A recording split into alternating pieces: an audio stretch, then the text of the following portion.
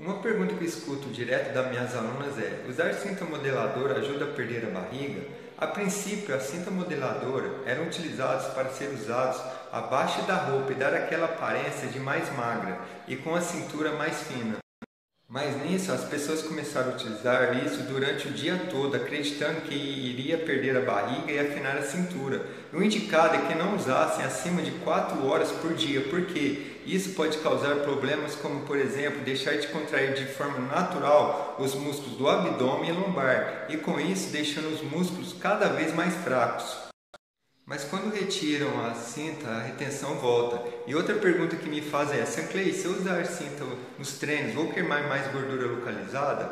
O uso da cinta modeladora durante os treinos não vão fazer queimar mais gorduras localizadas e ainda pode atrapalhar o treino porque vai dificultar a respiração e também vai deixar de estimular os músculos do abdômen e lombar, que são músculos importantes para a manutenção da postura e execução dos exercícios.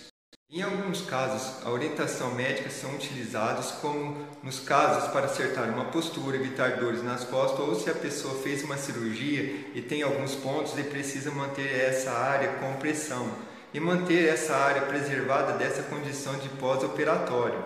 E para finalizar, a cinta modeladora não vai queimar a gordura da barriga e nem afinar a cintura. E se você conhece alguém que usa cinta modeladora, compartilhe esse vídeo com ela e clique aqui embaixo no gostei.